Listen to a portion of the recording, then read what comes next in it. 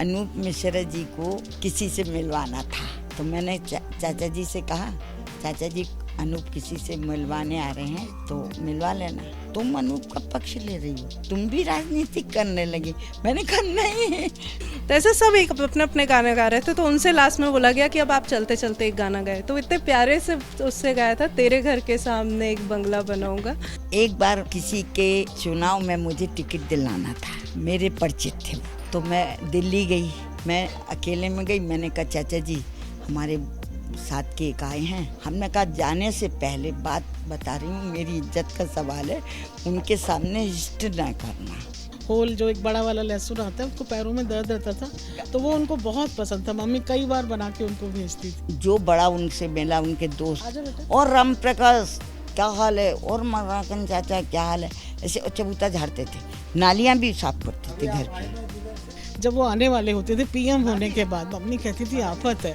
अब वो सब डॉग वॉग सब छत पे और सब सिक्योरिटी, वो ना अलमारियों में अचार वचार रखे। मम्मी कहती हे भगवान अभी सब में सूंघ लेंगे जाके इनके कुत्ते। 2 दिन पहले से मम्मी कहती अब जी पीएम और हो गया, अब जी और आफत है, अब इतने सारे सब मेरे घर की बात बता रहे। मैं अनूप के प्रचार में जाती थी तो खूब लोग अच्छी बात करते, फिर जब वहाँ जाती तो जो ये वायदे होते हैं वो नहीं हो पाते, तो मैंने कहा मैं प्रचार में नहीं जाऊँगी।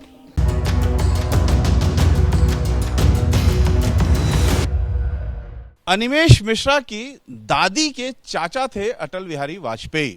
हम इस समय ग्वालियर के लश्कर इलाके में हैं और शिंदे की छावनी नाम का ये मोहल्ला है, जिसमें हम कमल सिंह का बाग नाम के स्पेसिफिक जगह पर हैं, जहां पर ये एक कंप्यूटर सेंटर खुला हुआ है अटल बिहारी वाजपेयी जी के नाम पर। लेकिन इसके बगल में वो घर है जिसमें अटल बिहारी वाजपेयी का जन्म हुआ था। हम भीतर जा रहे हैं। अटल बिहारी वाजपेयी जी का जन्म स्थल का जो कमरा है वो भी हम आपको दिखाएंगे, और अटल बिहारी वाजपेयी जी की जो भतीजी हैं कांति वाजपेयी, बुजुर्ग हैं, उनके बारे में भी हम बात करेंगे। और अनिमेष से हम जानना चाहेंगे कि अभी घर में कौन कौन है। जी, अभी करंटली घर में मेरी दादी हैं, वो जो भतीजी हैं अटल जी की, श्रीमती कांति मिश्रा जी। मेरे दादाजी हैं जो दामाद हैं अटल जी के, ओपी मिश्रा जी। और मेरे पिताजी नितिन कुमार मिश्रा जी, वो हैं घर में।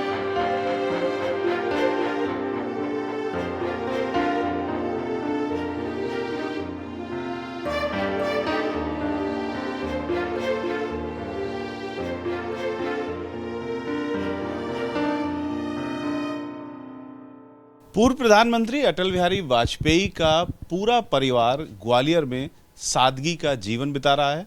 हम पूरे परिवार के साथ इस समय बैठे हुए हैं और आपका परिचय एक एक से कराएंगे, और क्या जीवन इस समय इन लोग जी रहे हैं, किन स्मृतियों के साथ जी रहे हैं, और अटल बिहारी वाजपेयी की वो कौन सी बातें हैं जो सबसे अधिक याद आती हैं।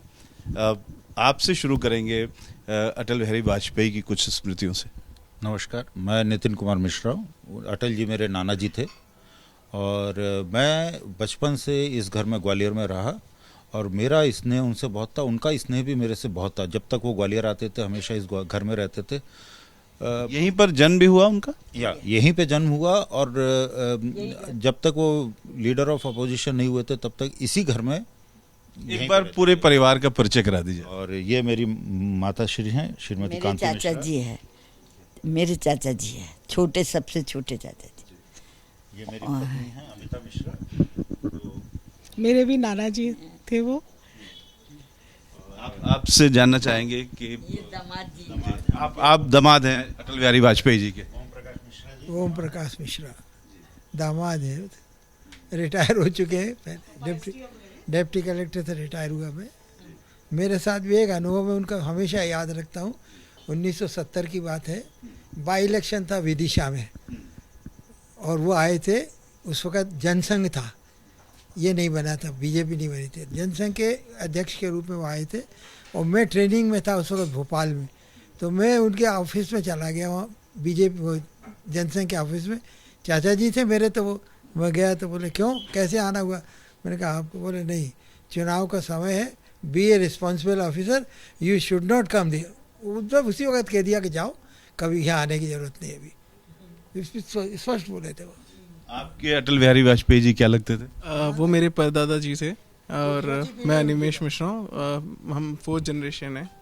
मैं और मेरा छोटा भाई, हम लोग कभी आती अपॉर्चुनिटी टू मीट हम टर्की में, तो एक बड़ा अलग इंसिडेंट था वो। तब ही introduced me and my brother to L K. Advani ji, कि अडवाणी जी ये मेरी चौथी पीढ़ी है। हम लोग तब टर्की में ही रहते थे, अंकारा में।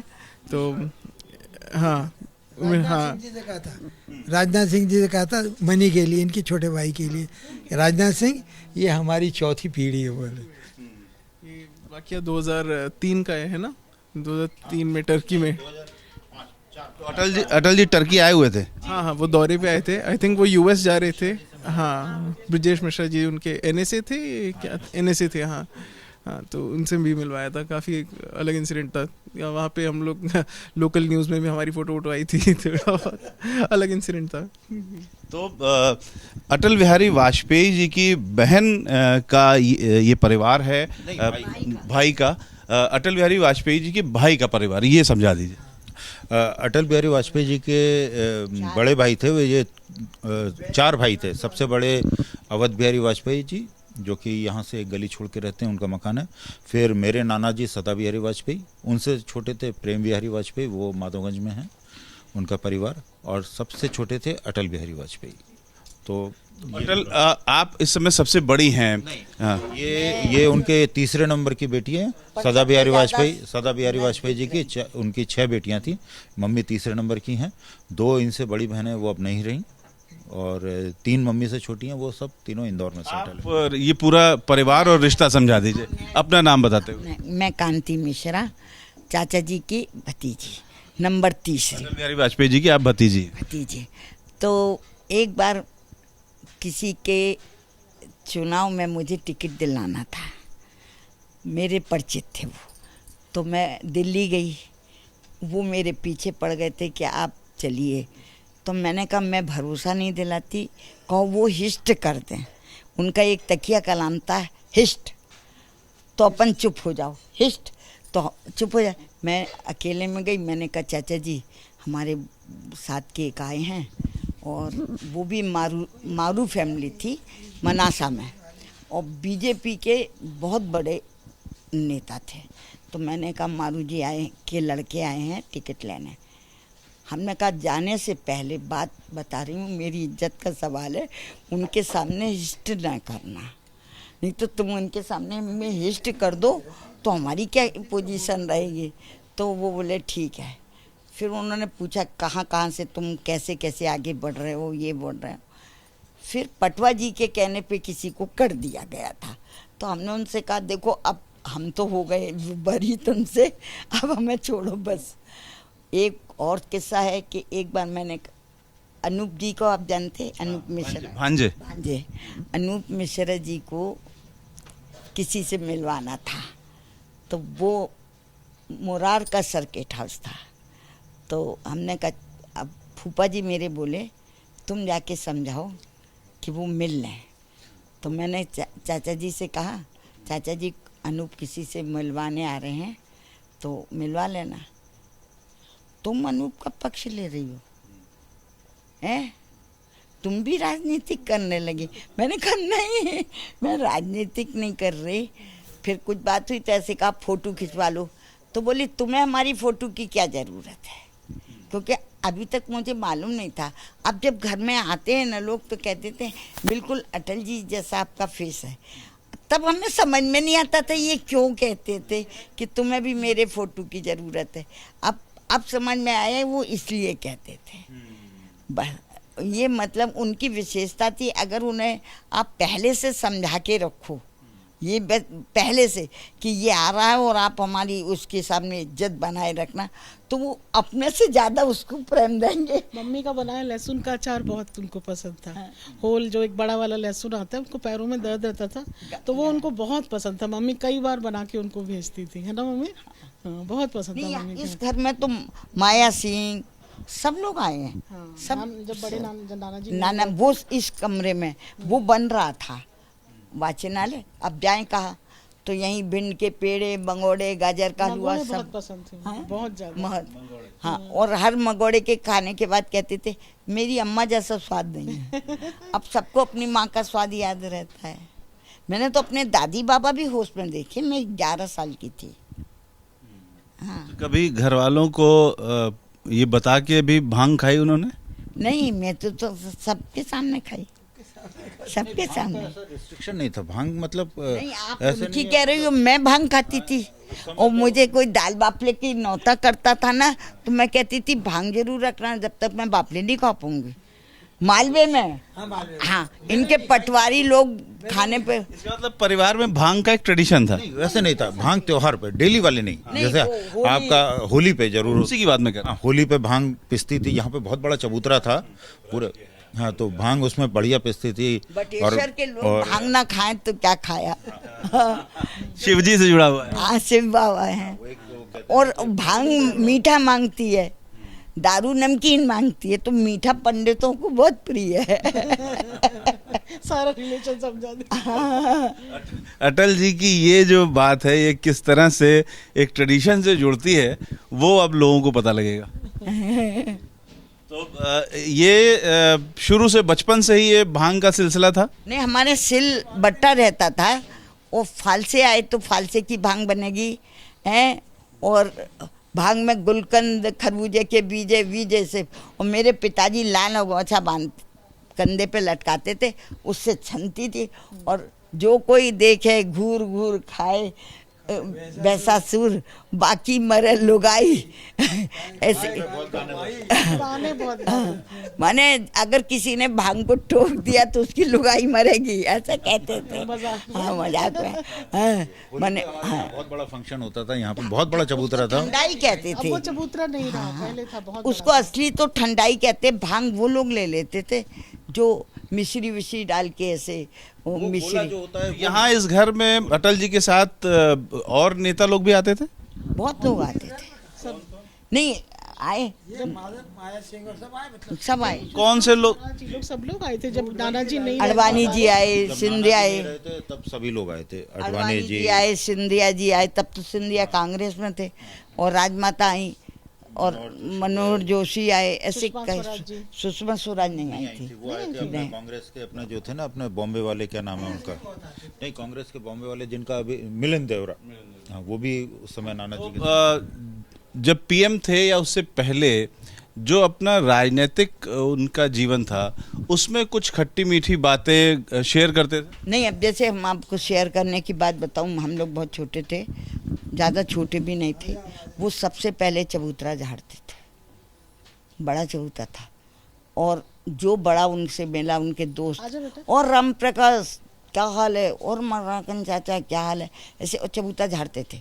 नालियाँ भी साफ करते थे घर की। जिधर से उधर से आए ना, वो चौराहे पे, वहीं से उतर जाते थे। उतर तो अपने दोस्तों को, यहाँ तक जो हमारे बाप, नहीं होती, तो आपको बता रहा हूँ। जब हमारे जो दूध वाला घोषित था ना, जो दादी बाबा के समय दूध देता था, वो दूध लेने जाते थे तो ईश्वरिया कहाँ है, उसे बुलाओ, ऐसे बुलाते थे।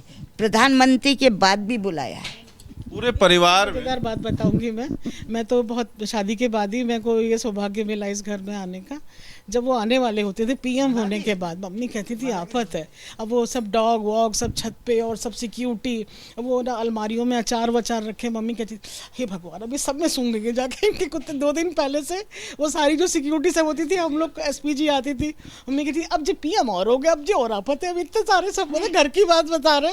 अब उनके लिए तो सब प्रोटोकॉल था, सारा कुछ करना था, तो वो हम लोग के लिए 2 दिन का एक स्पेशल एपिसोड। अब वो गन लेके गनर है, ये वो सब दुनिया भर का जो फॉर्मल प्रोटोकॉल है वो फॉलो होता था। छतरी लेके चले गए, और आप आइए छतरी। मैंने कहा बाप रे, ये बड़ा कठिन। और उनके जन्मदिन पर तो इतनी भीड़ आती थी, क्योंकि सब चाहते थे यही। अच्छा, अनूप का क्या हुआ था? अनूप भी फूफा जी के साथ नौकरी पे रहते थे। हम लोगों के पिताजी बिजनेसमैन थे, तो हम लोग तो सब यहीं रहते थे, त्योहारों पे ये वो सब। उन्होंने मुरैना में एक चाचा थे, तो मुरैना में कई गाड़ियां उनने रुकवाई। अनूप जी कितने साल की उम्र से अटल बिहारी वाजपेयी जी के साथ हो गए और राजनीति में आए? नहीं, अनूप का बहुत साल तो नहीं हुए, माने मेरे होश में 15-20 साल नहीं, हुए। अनूप जी मतलब क्या है, पहले परिवार की तरह हम लोग मिलते थे अप टू 89। जब मैं फाइनल ईयर में था, मैं भी, तो हम लोग सब जब भी आते थे एक परिवार की।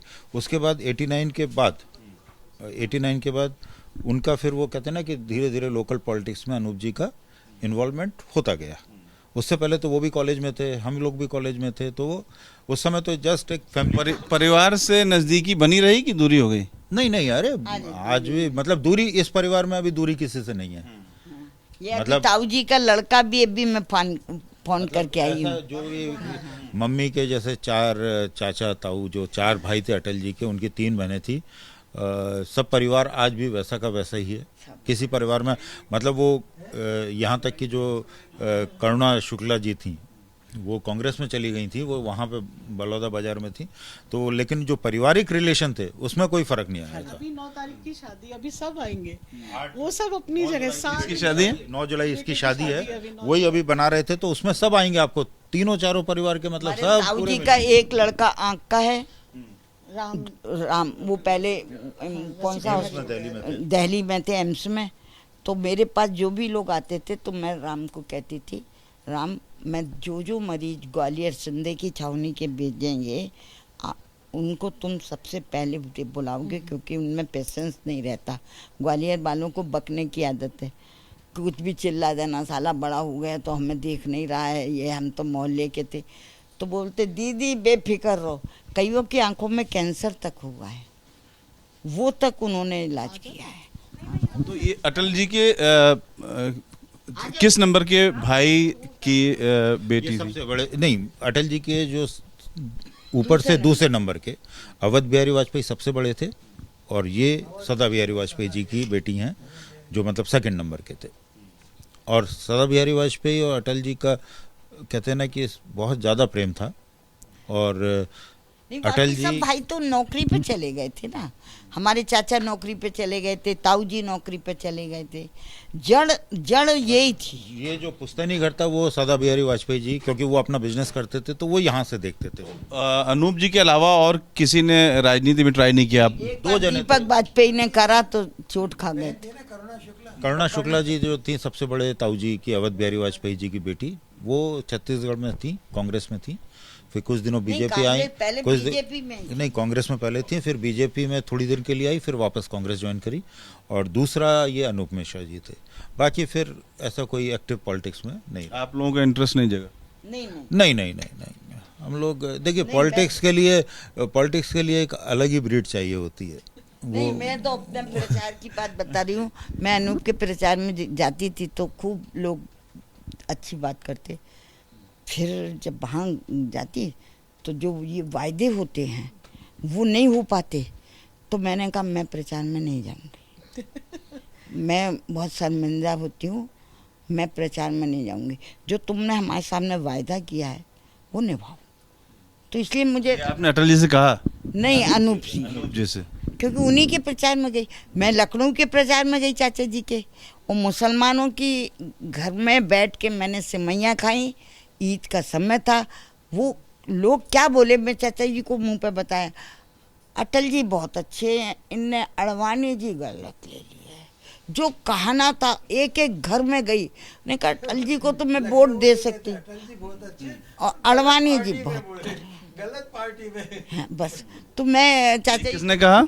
जिन मुल्लाओं के गई हूँ उनने, तो औरतों के पास जाऊंगी, मैं तो खटिया पे बैठ गई। अच्छा, मुझे जात पात का कोई ज़्यादा वो नहीं रहता। मैंने कहा पानी पिलाओ, जब तक इन लोग का खाओ नहीं पियो नहीं, ये अपने को करीब नहीं समझते मुसलमान लोग या कोई ऐसे लोग, कह रहे भाई ये तो दिखावटी को आते हैं। अटल जी लंबे समय तक बिस्तर पर रहे, आप लोग कभी मिलने गए? गए 2-3 बार गए। फिर दुख होता था, तो वो इतना ज़रूर था कि वो धीरे धीरे उनका एक नहीं, उनका एक नौकर था, क्या नाम था उसका नाम? नहीं, कुक नहीं, नहीं, क्या नाम था जो चाचा जी को देखता था? तो वो है ना, उससे वो भाषा समझता था। तो जय कुमार, हाँ, जय कुमार था। तो वो भाषा समझता है, तो वो कहते ग्वालियर ग्वालियर, उनको ग्वालियर जाने की बहुत इच्छा थी। समय से बहुत जल्दी डिटोरिएट हो गए और ये देश का नहीं, दुर्भाग्य वो है, अपने- वो और 4-5 साल रह जाते तो मतलब हम नहीं, लोग के लिए- देश का दुर्भाग्य तो तब हुआ ये 3 औरतें जो आ गई थी, वो जिंदा नहीं रहने देती थी। हाँ, आप उस समय आप लोग चूंकि ममता 3, हाँ, इनने उन्हें जिंदा ही नहीं। मैं हमेशा कहती ये इतना बदतमीजी से बोल रही है, आपको गुस्सा नहीं आता? आप हर बात हंस के टाल देते थे, कहीं तभी तो तुम राजनीति में नहीं जा रही हो। हाँ, जयललिता, मायावती। तो अभी जो की राजनीति है, उस समय की राजनीति और आज की राजनीति में कुछ आप लोगों को स्पष्ट अंतर दिखता है? नहीं, स्पष्ट नहीं है। इस राज्य में कांग्रेस की राजनीति तो मुझे कभी राशि नहीं आई, जो बात है। और इसमें मैंने समझौता किया है कि मोदी जी ने जो बोला है वो करा है, बस। एक चीज़ और है, मैंने तो जैसे बताया आपको, मैं उनके साथ काफ़ी बात पार्लियामेंट भी गया। आज की राजनीति और पिछली राजनीति में मूल्यों का बहुत हनन हुआ है। आजकल पर्सनल रिलेशनशिप बची नहीं है नेताओं के बीच में। पहले ये था कि पार्लियामेंट में जब आप सदन में हैं, उस तरफ आप विपक्ष हैं, इस तरफ पक्ष हैं, और जब बाहर आ जाते हैं तब सब एक हो जाते थे, मतलब अच्छी खुल के बातें होती थी, मैंने देखा। लेकिन आज इसका बचपन भी चाचा जी के साथ बीता है। आज के समय में अब ये बिल्कुल ख़त्म हो गया है। मतलब अब जो कहते हैं ना, एक राइवलरी जिसको कह सकते हैं, वो अब ज़्यादा दिखाती है, दुश्मनी ज़्यादा दिखती है। ना पॉलिटिक्स का टाइम नहीं रहा। मोदी जी अगर आज वो उनके बहुत बड़े भक्त हैं, उन्हीं को बहुत फॉलो करते हैं, पर जो जिस तरह से वो स्ट्रिक्टली कुछ चीज़ें लेते हैं ना, आजकल रिक्वायर्ड है। सॉफ्ट पॉलिटिक्स अब नहीं चल सकती, कुछ चीज़ों में बहुत सख्त निर्णय लेना पड़ेगा, तभी वो चीज़ें आगे हो पाएंगी, और हो रही हैं। उन्होंने भी बहुत कुछ, मतलब जो अपोजिशन बोलता है बोलने दीजिए, लेकिन उसके बिना परवाह किए मोदी जी जितनी स्ट्रांगली, बोल्डली, फॉर्मली आगे बढ़ रहे हैं, ये बहुत अच्छी बात है, बहुत अच्छी बात है। और ऐसा ही तभी फ्रूटफुल रिजल्ट। मैं अपनी कह रही हूँ, महिलाओं को मोदी जी की कुछ बातें अच्छी नहीं लगती, विशेषकर महिलाओं। जैसे मेरा ये कहना है, आप गेहूं बांट रहे हो तो उसमें उनको इतना दे रहे हो कि वो अपना कर्म करना छोड़ गई हैं। मजदूर मांगो। अभी हमारा एक लड़का है जो खेत पे काम करता है, वो राई निकाल रहा था तो बोला एडवांस पैसे देना पड़े, और तब भी औरतें नहीं आ रही हैं, आदमी। मतलब बैठ के, ये बात औरतों की तो नहीं है ना, काम वाली नहीं टिकती। हाँ, जो मैं अपने मन की कहना चाहती हूँ। हाँ, अब तुम एडिट करो। कभी तो पॉलिटिक्स, कभी इसीलिए आप पॉलिटिक्स में नहीं हैं। कभी आप लोग मोदी जी से मिलने गई या कभी मुलाकात हुई? मैंने फ़ोन किया था, मैंने किया था जब वो गुजरात के मुख्यमंत्री थे। तो मेरी छोटी बेटी की बेटी गुजरात में पढ़ती थी, इंजीनियर में थी, तो उसको कोई अच्छा दूसरा कॉलेज चाहिए था गुजरात का। तो वो बोली, नानी आप मोदी जी को बात करो। मैंने कहा लगाओ फ़ोन, हमें तो फ़ोन नंबर याद नहीं रहते, लगा दो। उनके पिए ने कहा, सर अभी नहीं है, थोड़ी देर में आपको फ़ोन कर देंगे। हमने अपना परिचय भी दिया कि मैं ग्वालियर से बोल रही हूँ, अटल जी की भतीजी। फ़ोन आ गया था, बात करते रहे। मैंने कहा, वो बोले देखो अगर कोई वहाँ की सीट छोड़ेगा, मैं स्पेशल नहीं बोलूँगा तो कर दूँगा। फिर मैंने अचानक, मेरे मुँह से ही निकला, जाने क्या सरस्वती थी, कि मैंने कहा चाचा जी के बाद आप प्रधानमंत्री बने तो मुझे खुशी होगी। 15 महीने बाद वो प्रधानमंत्री के बाद कई बार इन बच्चों से कहा लगा दो, मैं बधाई दे दूं, कोई ने कहा अब भी नहीं सुनेंगे, तुम रहने दो। एक छोटी सी बात कहनी है, आप चाहे तो उसको एडिट कर दीजिएगा। मुझे ऐसा लगता है कि आज मोदी जी, जो लोग को अपॉर्चुनिटी नहीं मिल पाई, आप उनको पढ़ा रहे हो, आप कॉलेज में ला रहे हो, आप उनको 75 इवन 65% पे भी एडमिशन दे रहे हो। बट अगर उनके कोटे की सीट खाली रह जाती है तो जो जनरल कैटेगरी के 80 वालों को तो दो एडमिशन, ये आपका ब्रेन बाहर चला जाएगा, ये अभी नहीं समझ आ रहा। मैं बता रही हूँ, सबको इक्वलिटी का अधिकार होना चाहिए, पर जो डिजर्विंग है रियली जनरल कैटेगरी में या तो फ्रस्ट्रेट हो रहे हैं, या उनके बच्चे जो बाहर, जो जिनके पास पैसा है वो बाहर भेज के पढ़ा रहे हैं, नहीं है तो वो बेचारे कुछ तो भी, या तो वो सुसाइड केस हो जाते हैं, नहीं होते तो वो अपॉर्चुनिटी उनको नहीं मिल रही। आप उनको सुविधाएं दीजिए, स्कूल की फीस माफ़ कर दीजिए, एडमिशन भी उनको दीजिए, पर एटलीस्ट ये मत करिए, कहीं तो आप स्टैंड करिए कि हाँ 75 तो आपको लाने पड़ेंगे, इसके नीचे हम बाकी रिजर्वेशन वालों को एडमिशन नहीं देंगे, rest of the seat will be fulfilled by the general category. ये बहुत आसान है उनके लिए। ये फ्रस्ट्रेशन जनरल कैटेगरी में बहुत ज़्यादा है, ये क्यों ओवरलुक हो रहा है आई डोंट नो। मैं उन सब बच्चों के लिए कहना चाहती हूँ ये बात। जी मेरे नाना जी लगते हैं, और ऐसे देखा जाए तो ये नानी जी हैं मेरी, मतलब मैं इनकी बड़ी बेटी की बेटी हूँ मैं जी। तो बहुत सारे किस्से हर एक के पास है, आपका जो बेस्ट किस्सा हो जो आप अटल बिहारी जी से आप अपने आप को रिलेट कर पाती हो?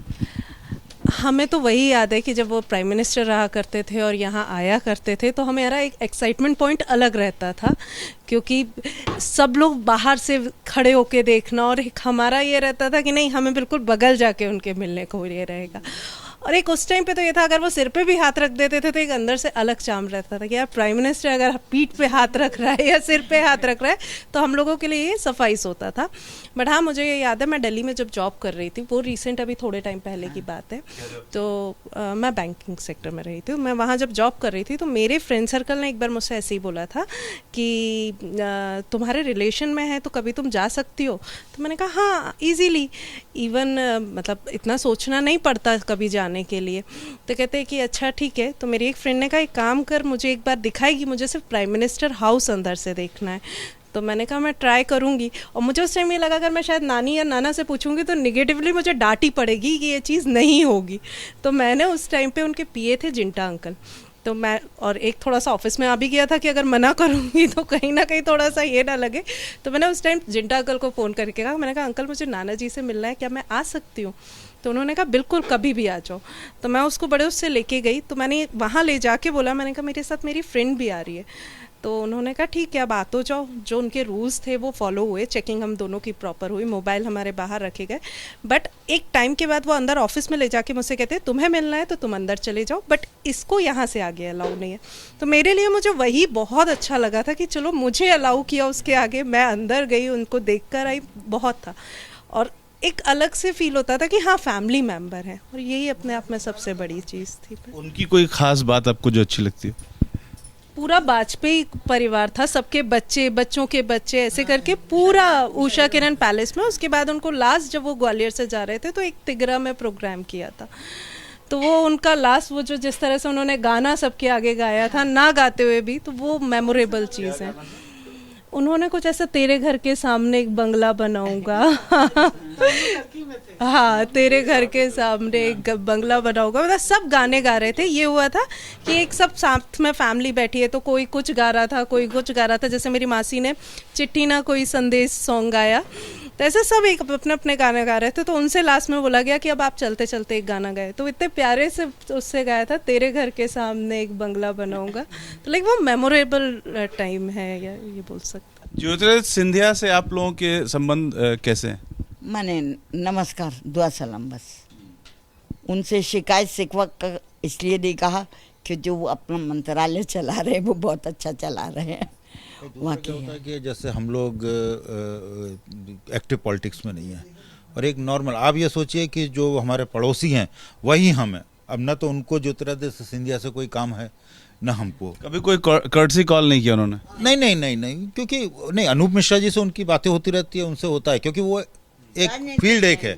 हम लोग अब जैसे हम लोग का इतना बड़ा परिवार है, तो अगर हम अगर परिवार की फैमिली भी गिनेंगे तो कम से कम अटल जी के भाइयों बहनों की कम से कम 40-45 फैमिली होंगे, 40-45 परिवार होंगे। तो फिर वो हर एक को कॉल करें ऐसा नहीं होता है। लेकिन हाँ, कभी कुछ फंक्शन होता है, कोई यहाँ आता है लाइब्रेरी में उनके फंक्शन जन्मदिन पे, तो वो घर पे भी मिलने आते हैं। भी मिली थी, वो कौन है जो अमित शाह से भी मिली थी, मैं मिली थी, नमस्ते किया, मिली। कैसे लगे आपको? बहुत स्ट्रॉन्ग अच्छे न। तो एक वीडियो वायरल हुआ था अटल जी का, जिसमें उन्होंने मोदी जी को राजधर्म सिखाया था, वो आप लोगों ने देखा था और उसकी क्या प्रतिक्रिया आप लोगों को हुई थी? अब राजधर्म तो हमें मालूम नहीं है, हमारे यहाँ तो डिब्बाइयाँ आती हैं यही राजधर्म चला रही हैं। मैं आपको बोलता हूँ वो वीडियो उस समय मैं तो यंग था 2002 की बात है जो अपने दंगों की। देखिए क्या है कि उन्होंने राजधर्म निभाना, और ये आज भी मैं मानता हूँ कि मोदी जी ने राजधर्म निभाया था। अब राजा है, उसकी एक सेना है, लेकिन अगर बड़ी कुछ हो रही है त्रासदी और उन्होंने हेल्प मांगी तो किसी ने हेल्प नहीं करी। एंड आप ये सोचिए कि उन्होंने ये अब बना लेते कि मोदी जी ने को बोला था राजधर्म निभाने को, इसका मतलब अटल जी नेगेटिव थे नहीं, वो उसको सपोर्ट कर रहे थे कि you make your administration strong, more strong. आप ये उसको नेगेटिव, अब वो कांग्रेस वाले या दूसरे बोलते हैं कि उन्होंने उनको सीख दी, वो सीख नहीं थी। आप ये देखिए मोदी जी ने राजधर्म निभाया उस समय, उनके एक्शन के बाद उन्होंने सिक्योरिटी मांगी, सब कुछ मांगा, स्टेट की आर्मी तो आप भेज नहीं सकते थे, आपने महाराष्ट्र से मांगा, राजस्थान से हेल्प मांगी, मध्य प्रदेश से हेल्प मांगी, किसी ने सपोर्ट नहीं किया। उसके बाद भी 3 दिन के अंदर सब कुछ कंट्रोल हुआ था। और आप ये सोचिए कि वो जो कांड हुआ था उसके बाद एक उबाल आना जरूरी था और मतलब नेचुरल था, और उबाल को इतनी जल्दी कंट्रोल करना वो राजधर्म था, उसमें नेगेटिव अटल जी ने कुछ नहीं बोला था। मैं पूर्व प्रधानमंत्री अटल बिहारी वाजपेयी का जन्म इसी कमरे में हुआ था। ये आपको कमरा हम दिखा रहे हैं, ग्वालियर में जो उनका घर है, जिनके परिवार से हमने बात भी किया। ये वो घर है, कमरा है। घर का जो ग्राउंड फ्लोर है उसमें अंदर घुसते ही एक छोटा सा आंगन और उसके सामने ये छोटा सा कमरा, एक किचन साथ में है।